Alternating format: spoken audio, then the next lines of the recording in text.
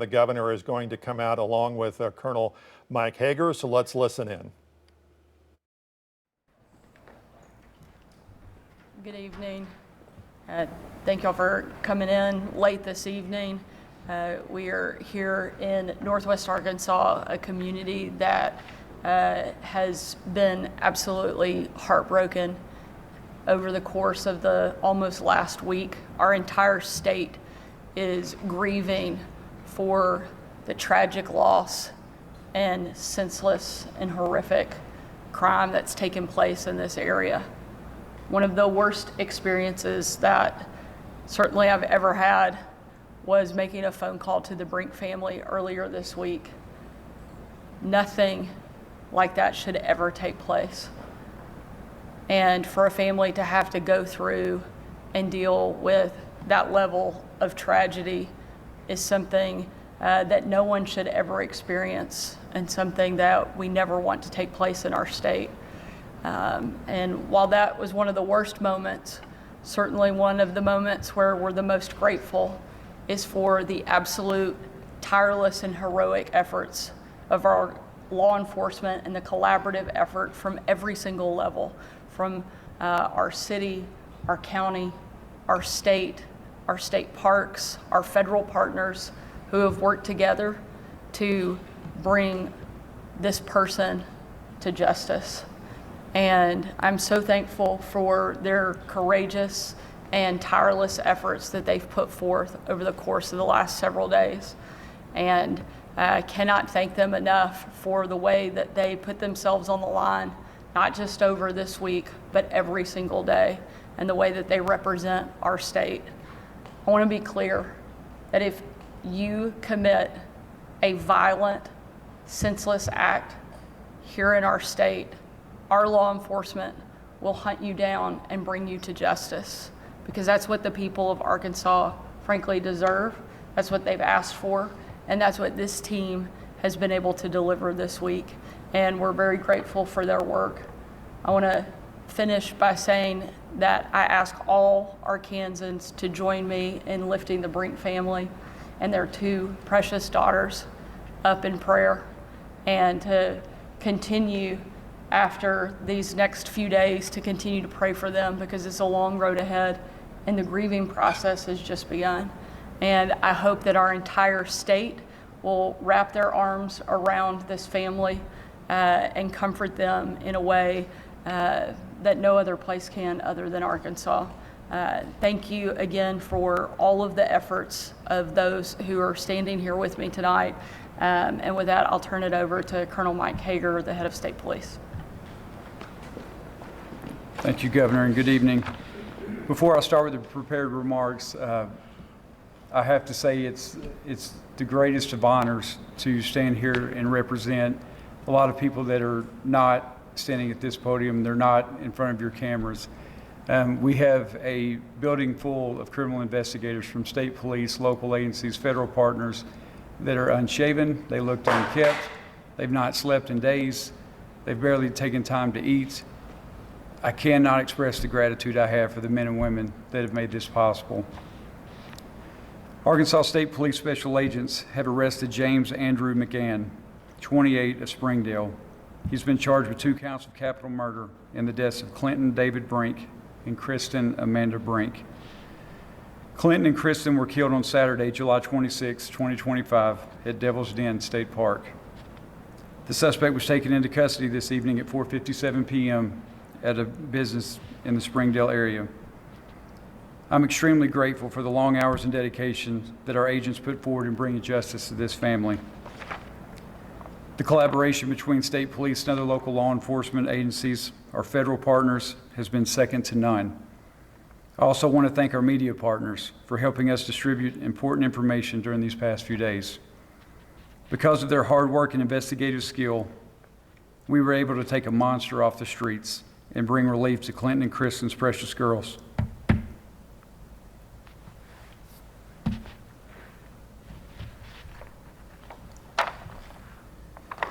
And to the rest of citizens of Arkansas. I'm going to turn it over now to Secretary Shea Lewis, the Secretary of Parks. Good evening. My name is Shay Lewis, Secretary of the Arkansas Department of Parks, Heritage, and Tourism, and Director of Arkansas State Parks. Our hearts are with the Brink family tonight, and as they navigate this unimaginable tragedy. We're deeply grateful, and on behalf of the Arkansas Department of Parks, Heritage, and Tourism, would like to thank the work and the men and women of the Arkansas State Police for their swift and tireless work to protect Arkansans and pursue justice for the victims and their loved ones.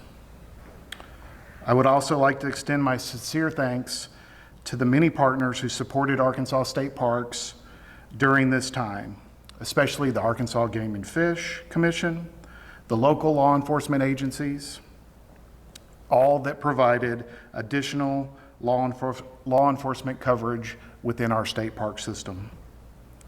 I'm especially thankful for the dedicated response of our Arkansas State Park staff, including our park rangers and many others who worked with professionalism, compassion, urgency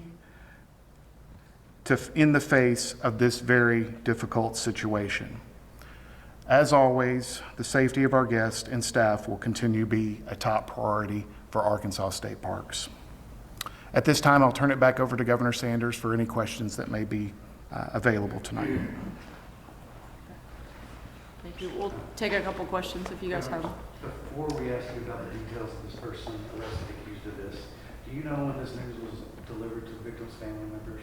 Yeah, I'm going to allow and ask some of the law enforcement who have been leading these efforts to step up and answer some of those specific questions.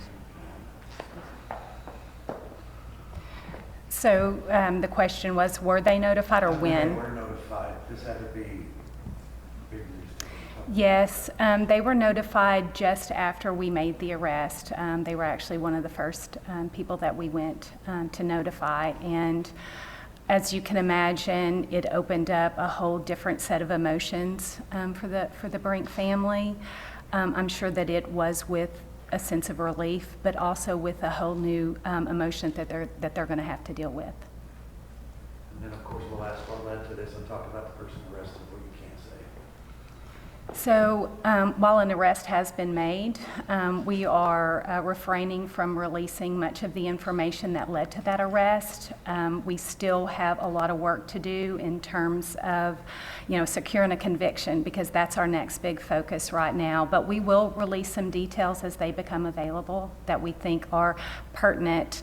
The community deserves to know what happened and what led to that arrest, and we'll be happy to share that when the time is right. Can you confirm, we've seen video of an arrest made at this Peter's Beauty Shop in Springdale. Can we confirm that that's where he was taken into custody today? Yes, So that was him. yes. Do we have any sense of a motive, or do we feel this was random at this time? We're not going to talk about his motive right now. We're still exploring and determining exactly what that motive was. So it'd be a little premature for us to speak on that tonight. Anything on this gentleman's background here locally? We're getting word he might have been a youth teacher in the area. Is there anything of that sort that you can confirm for us tonight? So what I'll say is he just recently moved here and had gotten a job to work at a local school here. Do you know where he moved from? I believe it was Oklahoma. From Oklahoma. Yeah. Are you able to share where he was arrested specifically? It was the barber shop that this gentleman just mentioned. Did the public play a role in this arrest, or I'm just wondering how this happened? Do you have investigators and there's word out there? How did we get to here? So I will say that the public was instrumental. When we pushed out the initial information, we were asking for any video. A lot of the video footage that we received was instrumental in helping us identify this particular subject. A lot of that was looking for a description of a vehicle. We know the description of a vehicle was seized as being processed as evidence. The description seems to match up with what you recovered. That's correct, yes, sir.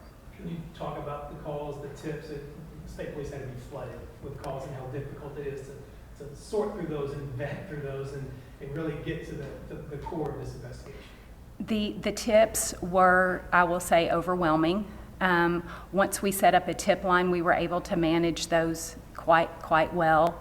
But when we have to have that public assistance, and when we opened up that tip line, we were able to see what the public was interested in helping us, and it was overwhelming. We were getting them from Washington State, we were getting them from Illinois. They were coming in across the country, so they were instrumental.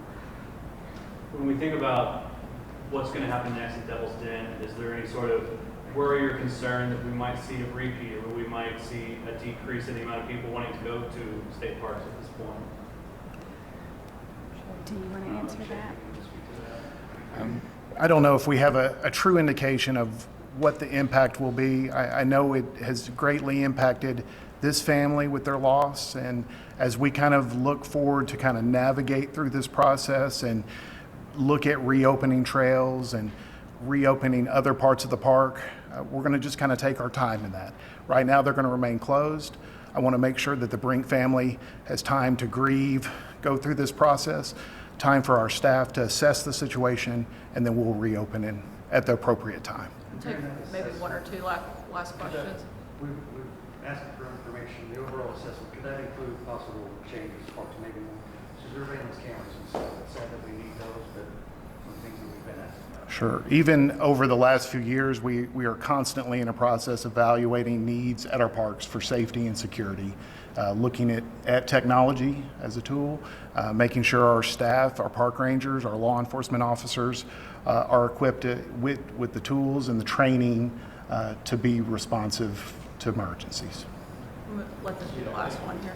There's been, a 5-day ordeal, and information has been pretty scarce. Can you talk to us a little bit about kind of the strategy behind that, and why information was kind of hard to, or why you didn't want to share as part of the investigation? Sometimes when we share information, it actually creates a lot of running down trails that we don't want to go down. It actually hinders the investigation. As some of y'all are likely aware, there was a podcast that really, what we feel hurt the investigation.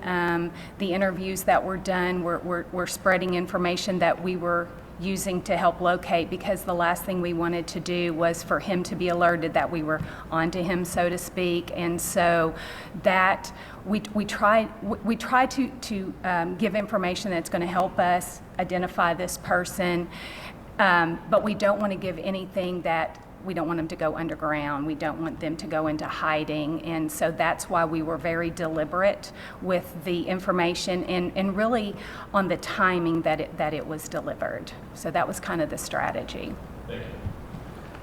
I'll just close out again by saying a big thank you to the men and women of our law enforcement, again, across every level, individuals who have stepped up and offered tips and information to our state parks team and their staff for everybody's collaborative effort over the course of the last several days.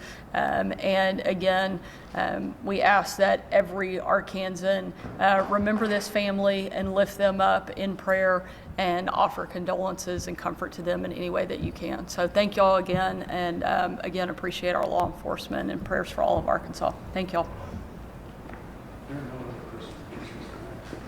All right, that wraps up a news conference that began at 9:30. You heard from the governor, heard from Colonel Mike Hager, Shay Lewis, who's the director of Arkansas State Parks, and Stacy Rhodes with Arkansas State Police. Just real quick, what the governor, just to recap, one of the worst situations that she has had to deal with in her time as governor. She wanted to say thank you for the tireless and heroic efforts of law enforcement, and thank for the tireless and courageous efforts from law enforcement, but then sending out a statewide offer of prayer for the family of that are obviously that are affected by this this tragedy that took place on Saturday. Yeah, and she talked about making a call to the family herself. Right. And then Colonel Hager, when he was talking about it, he got emotional talking about the family, understandably so. but it was an emotional press conference overall, definitely very heavy. Right, exactly. And Stacey Rhodes, you heard there at the end of the news conference, not a lot of info on how the arrest was made. She did confirm, though, that the arrest was made at a salon in Springdale, and that's what we were talking about earlier with that video that has been floated around of an employee inside the salon that took video of them actually sweeping up some hair and doing some investigative work on on a suspect's car. No motive to be determined just yet. She also said that the public was very instrumental in making this arrest by identifying him, and that Here's tips video came in. we got of the salon, which this was another thing. It was on social media. Someone had posted about this, but we didn't know if it was confirmed. Right. So we went there and got this video of it. This is the salon. They've confirmed where the arrest happened, and the person was at the salon at the time. So they did talk about that they didn't want to share a lot of information. They mentioned there was a podcast that was out that they said was sharing some information that was actually kind of harmful to the investigation, because when you have a suspect you're following, you don't want to release information that makes them think that you're on to them, because you don't want them to go into hiding. Interestingly, it doesn't seem like this person was in hiding, because apparently was at the salon. Getting a haircut. Yes, is what and again, we're no motive determined. That they would not say, because it's still early in the investigation, if this was a planned attack, if this was random. Not a lot of information as well, too, about his criminal background, although there was an interesting fact that was brought out about his looking for a job. Yeah, she mentioned that she said she thinks he had moved here recently from Oklahoma and was looking to work at a school in the area. So that's all we know about that, but they did say they'll release more information when it's appropriate. So it'll be interesting to hear more about that. All right, well, let's send you back to a regular programming. We're going to regroup and bring you the very latest on this investigation and the arrest made, coming up on your 5 News at 10, which starts in about 12 minutes. Thanks for joining us, and we will see you back here in about 10 minutes.